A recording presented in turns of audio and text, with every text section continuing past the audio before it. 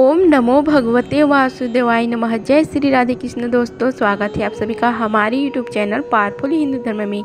आप सभी पर भगवान विष्णु की कृपा सदा और सर्वदा बनी रहे। आज हम आप सभी को माघ मास में श्रीमद् भागवत महापुराण में षष्ठम स्कंद में कथा अध्याय 12 का रसपान कराएंगे। आइए रसपान कीजिए कथा अध्याय 12 का, जिसमें वर्णन है वृत्तासुर का वध। आइए आगे की कथा का श्रवण कीजिए। श्री सुखदेव महाराज जी कहते हैं कि हे परीक्षित, वृत्तासुर रणभूमि में अपना शरीर छोड़ना चाहता था, क्योंकि उसके विचार से इंद्र पर विजय प्राप्त करके स्वर्ग पाने की अपेक्षा मरकर भगवान को प्राप्त करना श्रेष्ठ था। इसलिए जैसे प्रलयकालीन जल में कैटभासुर भगवान विष्णु पर चोट करने के लिए दौड़ा था, वैसे वह भी त्रिशूल उठाकर इंद्र पर टूट पड़ा। वीर वृत्तासुर ने प्रलयकालीन अग्नि के लपटों के समान तीखे नोकों वाले त्रिशूल को घुमाकर बड़े वेग से इंद्र पर चलाया और अत्यंत क्रोध से सिंहनाद करके बोला, ए पापी इंद्र, अब तू बच नहीं सकता। इंद्र ने यह देखकर कि वह भयंकर त्रिशूल ग्रह और उल्का के समान चक्कर काटता हुआ आकाश से आ रहा है, किसी प्रकार की अधीरता नहीं प्रकट की और उस त्रिशूल के साथ ही वासुकी नाग के समान वृत्तासुर की विशाल भुजा अपने 100 गांठों वाले वृक्ष से काट डाली। एक बाह कट जाने पर वृत्तासुर को बहुत क्रोध हुआ। उसने वृषधारी इंद्र के पास जाकर उनकी ढोढ़ी में और गजराज एरावत पर परिघ से ऐसा प्रहार किया कि उनके हाथ से वह वृक्ष गिर पड़ा। वृत्तासुर के इस अत्यंत अलौकिक कार्य को देखकर देवता, असुर, चारण, सिद्धगण आदि सभी प्रशंसा करने लगे, परंतु इंद्र का संकट देखकर वे ही लोग बार बार हाय हाय कहकर चिल्लाने लगे।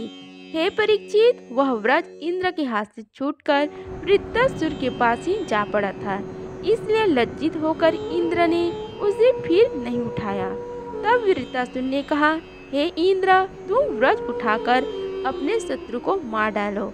यह विषाद करने का समय नहीं है।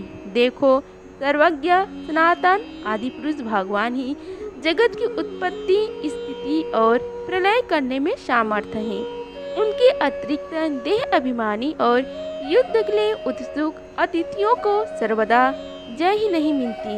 वे कभी जीतते हैं तो कभी हारते हैं। ये सब लोग और लोकपाल जल में फंसे हुए पक्षियों की भांति जिसकी अधीनता में विवश होकर चेष्टा करते हैं, वह काल की सबकी जय पराजय का कारण है। वही काल मनुष्य के मनोबल, इंद्रिय बल, शरीर बल, प्राण, जीवन और मृत्यु के रूप में स्थित है। मनुष्य उसे न जानकर जड़ शरीर को ही जय पराजय आदि का कारण समझता है। हे इंद्र, जैसे काठ की पुतली और यंत्र का हरिण नाचने वाले के हाथ में होते हैं, वैसे तुम समस्त प्राणियों को भगवान के अधीन समझो। भगवान की कृपा प्रसाद के बिना पुरुष, प्रकृति, महत्व तत्व, अहंकार, पंचभूत, इंद्रिया और अंतःकरण चतुष्टय एक कोई भी इस विश्व की उत्पत्ति आदि करने में सामर्थ्य नहीं हो सकता। जिसे यह पता नहीं है कि भगवान ही सबका नियंत्रण करते हैं, वही इस परतंत्र जीव को स्वतंत्र करता भोक्ता मान बैठता है। वस्तुतः स्वयं भगवान ही प्राणियों के द्वारा प्राणियों की रचना और उन्हीं के द्वारा उनका संहार करती हैं। जिस प्रकार इच्छा न होने पर भी समय विपरीत होने से मनुष्य को मृत्यु और अपयश आदि प्राप्त होते हैं, वैसे ही समय की अनुकूलता होने पर, इच्छा न होने पर भी उसे आयु, लक्ष्मी, यश और ऐश्वर्य आदि भोग भी मिल जाते हैं। इसलिए यश, अपयश, जय पराजय, सुख दुख, जीवन मरण, इनमें से किसी एक की इच्छा अनिच्छा न रखकर सभी परिस्थितियों में समभाव से रहना चाहिए। हर्षा, शोक के वशीभूत नहीं होना चाहिए। सत्व, रज और तम ये तीनों गुण प्रकृति के हैं, आत्मा के नहीं। अतः जो पुरुष आत्मा को उनका साक्षी मात्र जानता है, वह उनके गुण दोष से लिप्त नहीं होता। हे देवराज इंद्र, मुझे भी तो देखो, तुमने मेरा हाथ और शास्त्र काटकर एक प्रहार से मुझे परास्त कर दिया। फिर भी मैं तुम्हारे प्राण लेने के लिए यथाशक्ति प्रयत्न कर रहा हूँ। यह युद्ध क्या है? एक जुए के खेल। इसमें प्राण की बाजी लगाती है, बाणों के पास डाले जाते हैं और वाहिनी चौरस है।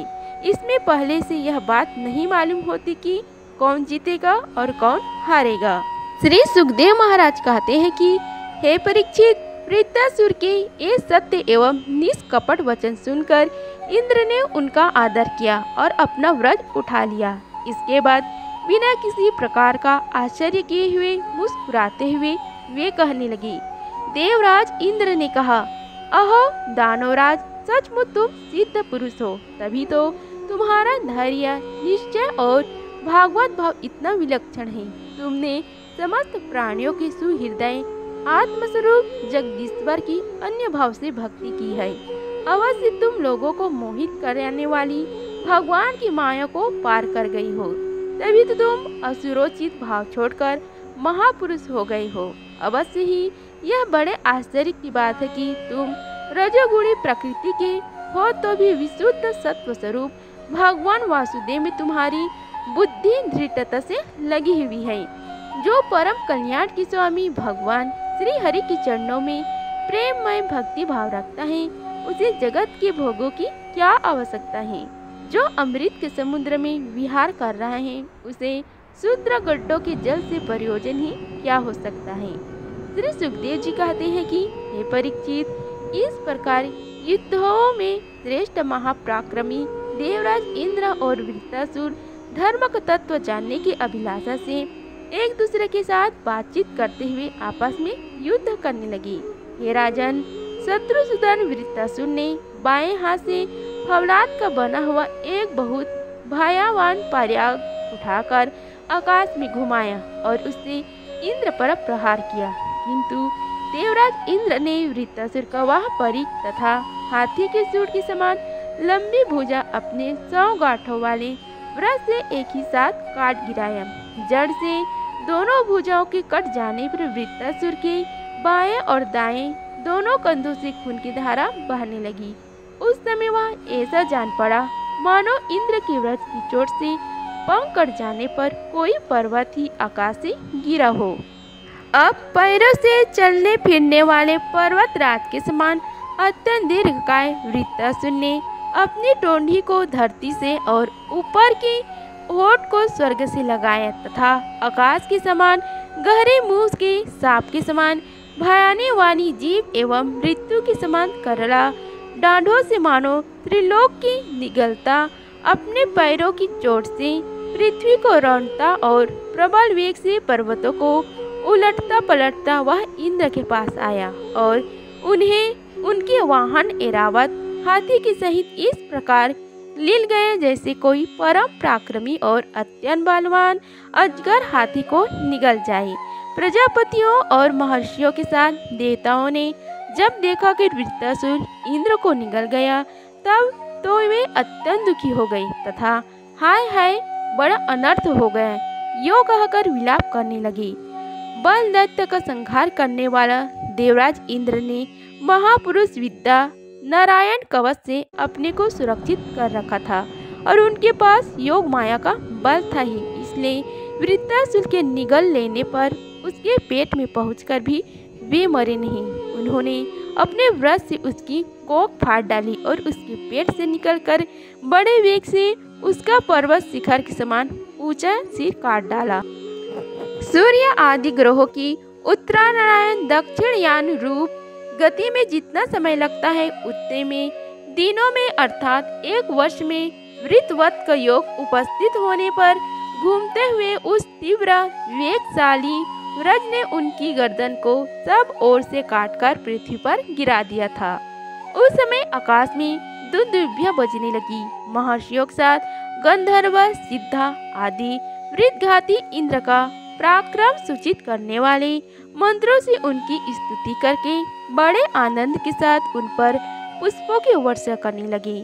शत्रुदमन परीक्षित उस समय वृत्तासुर के शरीर से उसकी आत्मज्योति बाहर निकली और इंद्र आदि सब लोगों को देखते देखते सर्वलोक अतीत भगवान के स्वरूप में लीन हो गई।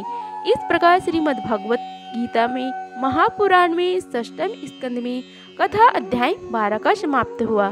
अगर आप सभी को यह वीडियो अच्छी लगी होगी तो वीडियो को लाइक कीजिए, चैनल को सब्सक्राइब कीजिए और कमेंट बॉक्स में जय श्री हरि लिखिए। धन्यवाद। मिलते हैं अगले वीडियो में, तब तक के लिए जय श्री राधे कृष्णा।